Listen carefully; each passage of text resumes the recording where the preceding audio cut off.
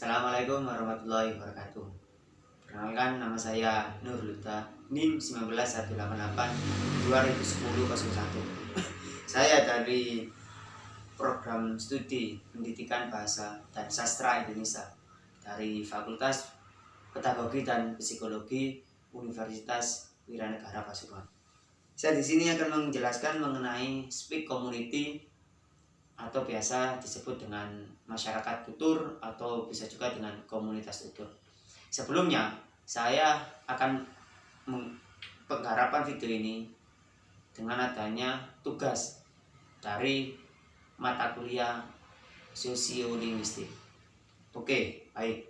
Dalam kehidupan sehari-hari, bahasa menjadi alat utama untuk berinteraksi dan berkomunikasi sesama manusia. Jadi, bahasa itu sangatlah penting. Di dalam semester sebelumnya kita mempelajari mengenai stilistika. Di situ kita belajar mengenai gaya-gaya berbahasa kepada orang lain. Ini sangat cocok dengan materi saya mengenai speak community.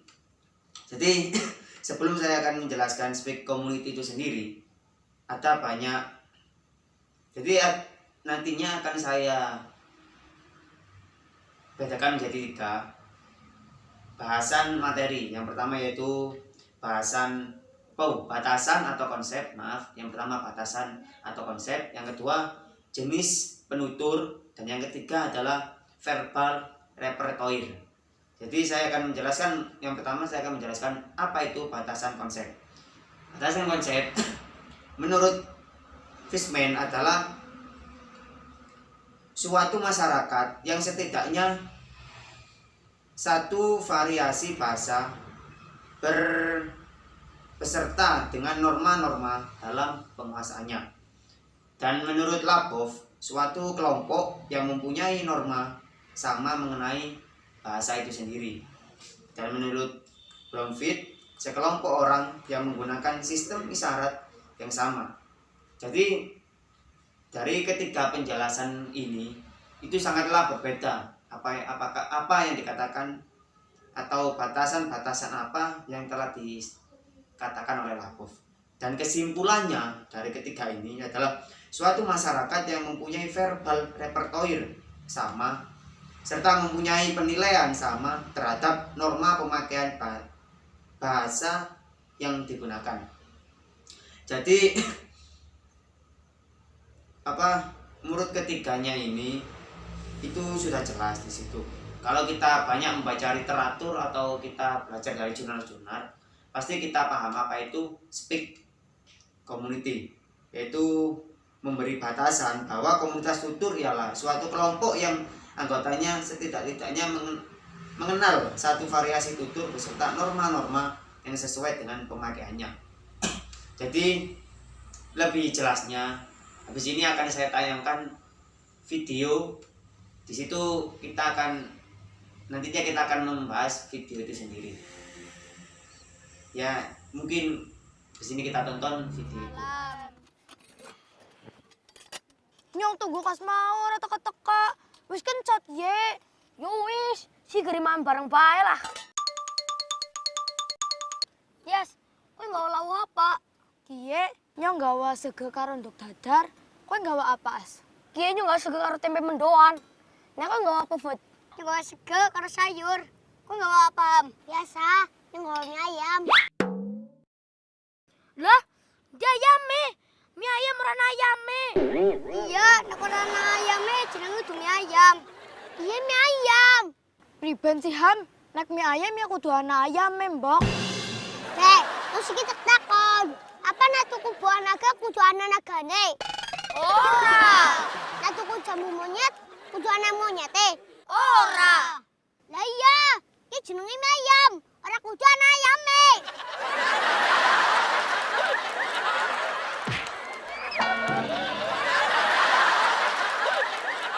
Baik, dari apa yang kita lihat video barusan, yaitu dengan menggunakan dialektika ngapa.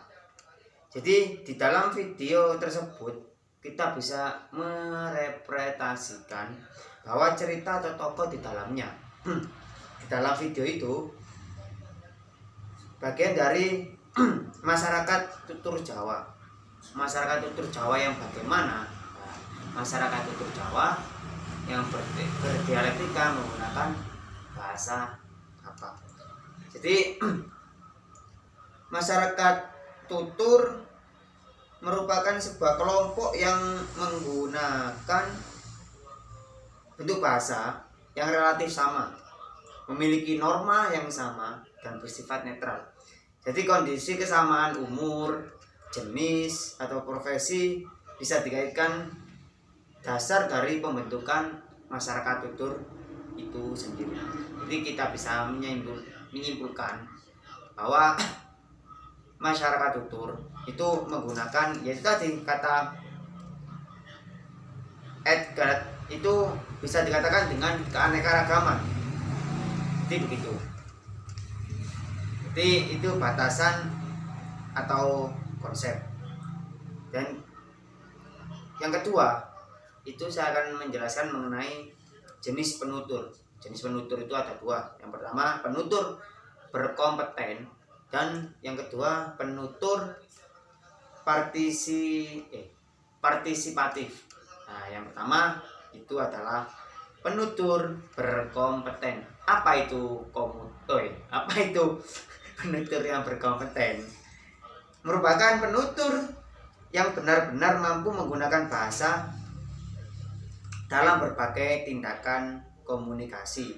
Jadi tidak hanya menjadi kemampuan kosakata maupun struktur gramatikal yang ada, struktur kebahasaan yang sudah ada seperti morfologi, linguistik maupun sintaksis, morfem, fonem, ya itu semuanya juga mampu mengetahui struktur bahasa yang diucapkan. Jadi yang terpenting mampu berkomunikasinya secara pragmatis kepada orang lain. Jadi yang utama itu adalah bagaimana kita berkomunikasi dengan lawan kita. Seperti saya berkomunikasi dengan Anda, saya berkomunikasi dengan orang Madura, saya harus bisa menempatkan situasi apa yang harus saya ucapkan. Seperti contoh kalau kita pergi ke Wonorejo, daerah Kulon ataupun Wetan, apa itu ya Kulon atau Wetan? Timur Barat ya. Di situ banyak orang-orang yang menggunakan bahasa Madura. Kalau saya pergi ke sana, saya sedikit menggunakan bahasa Madura sedikit yang saya ketahui. Tapi terkadang orang di sana kalau pergi ke rumah saya itu menggunakan bahasa yang sudah umum di sini, yaitu bahasa Jawa maupun bahasa Indonesia agar terciptanya masyarakat tutur itu sendiri. Jadi dalam istilah itu ada empan papan, empan panggonan. Jadi bagaimana ketika kita berbicara dengan siapa, terus bahasa apa yang kita gunakan, dan terus kita menempatkan bagaimana di dalam pembicaraan itu menjadi hal yang perlu diperhatikan selain harus menguasai terkait itu tadi gramatikal dan kosakata suatu bahasa. Jadi penutur juga harus memahami hal-hal atau norma-norma yang sifatnya sosial sosial kemasyarakatan terkait bahasa yang digunakan. Jadi yaitu tadi saya kalau ke Wonorejo daerah timur atau barat itu bisa menggunakan bahasa Madura sebagai penunjang untuk menjadikan komunitas tutur ataupun masyarakat tutur. Kalau yang sana ke rumah saya itu kebanyakan menempatkan bahasa Jawa, terkadang juga ada bahasa Indonesianya juga. Ya begitu. Jadi ada 4 hal yang perlu dikuasai bagaimana penutur yang berkompeten itu. Yang pertama, gramatikal dan kosakata suatu bahasa. Jadi kita kalau manusia kalau tidak menguasai kosakata dengan luas maka kita akan mati. Nanti ada sosiolinguistik yang membahas tentang kematian bahasa. Jadi kosakata contoh, kalau kita berbicara sirah, kita berbicara ngukunya itu apa tadi, kepala itu usto, kalau usto apa itu ya. Nah kalau bahasa kasarnya itu ndas. Tidak mungkin kan kita kalau bicara pada orang yang lebih tua bicara ndas mulung ini, tidak mungkin kan. Pasti kita menggunakan bahasa sirai panjenengan niku nopo oko abang gitu. Jadi juga begitu. Jadi gramatikal atau kosakata harus selalu dikuasai. Seperti kepala saja kita harus menguasai bagaimana bahasa kepala itu ada berapa. Seperti kita padi saja sangat kaya. Ada padi, ada beras, ada upo, ada apa. Nah, kalau bahasa Inggris ya mati, cuma rest dan rest saja. Yang kedua, hal yang harus dikuasai oleh orang penutur berkompeten yang kedua adalah kaidah-kaidah berbahasa. Ya, kaidah-kaidah berbahasa jelas, yaitu tadi kebahasaannya juga harus dikuasai. Yang ketiga, penggunaan dan merespon tindak tutur yang berbeda.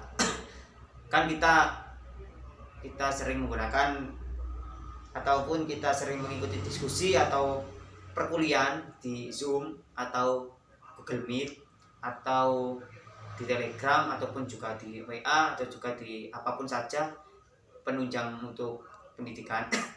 Itu terkadang ada sebuah dosen ataupun sebuah mahasiswa ataupun sebuah orang yang memimpin di dalam suatu lingkup diskusi itu seperti Zoom atau Meet, itu harus bisa berkata, pasti kan berkata apa terlebih dahulu kan meminta maaf, mohon maaf, tolong matikan mikrofonnya. Jadi begitu. Tidak mungkin kan seorang penutur berbicara kasar kepada siswanya, iku lho patenono mikrofone, tidak mungkin. Pasti kan dilebih dengan kata yang lebih sopan itu tadi. Jadi bagaimana kita menggunakan dan merespon bahasa itu, menggunakan bahasanya harus juga baik, meresponnya juga harus baik.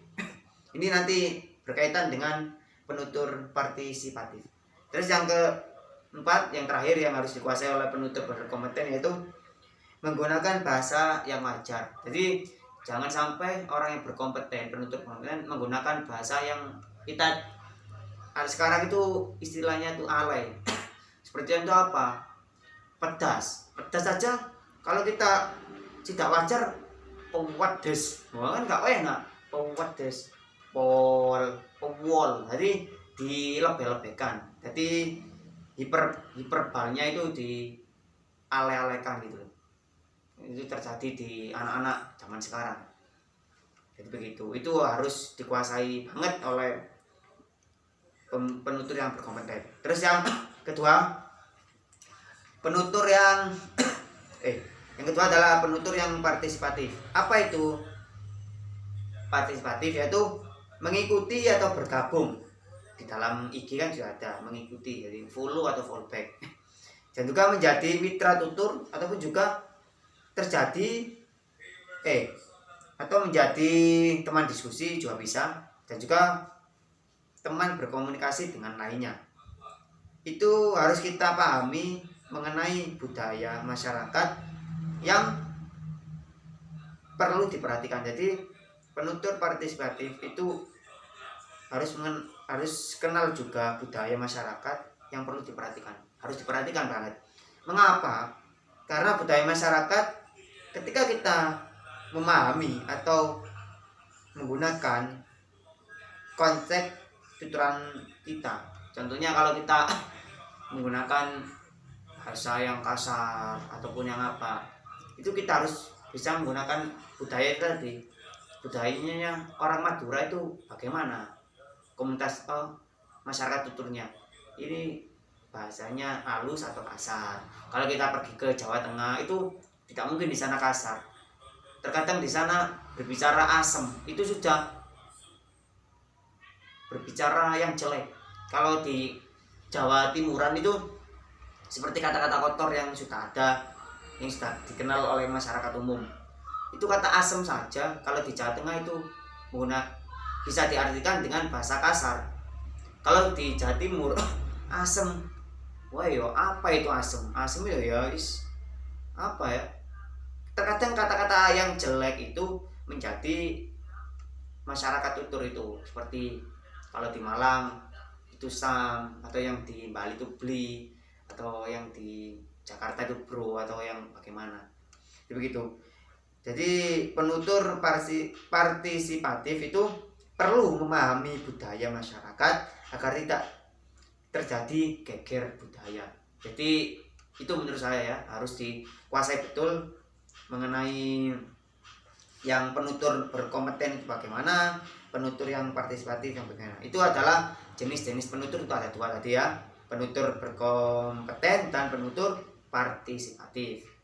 Jadi begitu. Baik, di sini yang poin terakhir yaitu mengenai verbal repertoire. Jadi yang pertama tadi batasan atau konsep, yang kedua adalah jenis penutur, yang terakhir yang akan saya jelaskan mengenai verbal repertoire. Apa itu verbal repertoire? Yaitu semua bahasa beserta ragamnya yang dimiliki atau dikuasai seorang penutur. Jadi verbal repertoire ini dimiliki oleh si penutur dan juga dimiliki oleh masyarakat dalam komunitas tadi. Jadi di dalam verbal repertoire itu dibagi lagi menjadi dua. Yaitu yang pertama ideolek dan sosiolek. Ideolek itu berada pada diri sendiri. Kalau sosiolek itu komunitas. Apa sih ideolek itu? Jadi ideolek itu adalah setiap orang memiliki kekhasan sendiri-sendiri dalam berbahasa. Jadi bisa juga dalam volume, terus suara, pilihan kata, dan juga penggunaan unsur bahasa lain atau kebahasaan. Jadi bisa juga saya dengan teman saya itu memiliki volume yang berbeda. Kalau kita contoh kalau orang Jawa Timuran dengan orang Jawa Tengah, apalagi di daerah keraton, itu dari volume saja juga berbeda. Volume kalau berbicaranya Jawa Timuran itu terutama Surabaya itu kasar, volumenya tinggi. Madura, orang-orang pesisir pantai itu terutama bahasanya tinggi. Jadi lambanya gini, step-nya itu gini. Jadi kalau di daerah keraton Jawa Tengah itu bahasanya itu kalem, walus, tenang di hati. Jadi begitu. Dan juga suara itu menunjukkan ideolek. Dan juga terkadang kita melihat artis YouTuber yang terkenal sekarang yaitu Atta Halilintar. Itu kalau Atta Halilintar berbicara itu menunjukkan suara yang berbeda, khas seperti itu. Dan juga pemilihan kata ini seperti Atta Halilintar tadi, di dalam kontennya selalu menyebutkan Asyap. Jadi begitu. Jadi tidak mungkin dimiliki oleh YouTuber yang lain. Dan juga ada itu Sarini, itu menggunakan kata-kata santik dan juga inces. Jadi memiliki pilihan kata yang menjadi kekhasannya sendiri-sendiri. Jadi begitu. Jadi ideolek itu muncul dalam diri sendiri. Yang kedua adalah sosiolek. Sosiolek itu adalah itu adalah menyeluruh komunitas. Sosiolek itu adalah variasi bahasa dari kelompok-kelompok masyarakat yang memiliki perbedaan status sosial, kedudukan, golongan, kelas sosial. Maksudnya itu bagaimana? Contoh, kita sebagai pelajar, terutama pelajar ilmu mata kuliah sosiolinguistik, kalau kita di dalam kelas pasti pembahasannya tetap kepada sosiolinguistik. Tidak mungkin di dalam pelajaran matematika atau PPKN atau bahasa Inggris, enggak. Ya tetap kembali kepada sosiolinguistik. Jadi begitu. Dan jika kalau kita seorang aktivis itu pasti pembicaranya aktivis saja, kayak demonstran jadi begitu. Jadi status sosial itu menunjang terjadinya komunitas betul. Jadi dari 3 pembahasan tadi mengenai batasan konsep, dan yang kedua adalah jenis penutur, dan yang ketiga adalah verbal repertoire. Mungkin dari ketiga yang sudah saya jelaskan, kesimpulannya itu adalah dari sosiolinguistik itu berfokus pada keanekaragaman. Jadi begitu, spek community ataupun masyarakat komunitas itu harus menguasai keanekaragaman yang ada di seluruh dunia. Jangan kita berbicara Inggris, berbicara yang ada di Eropa, kita berbicara Indonesia saja. Itu memiliki banyak keanekaragaman yang harus dipelajari agar tidak terjadi itu tadi. Kalau di dalam jenis penutur itu agar tidak terjadi geger. Geger adalah perkelahian.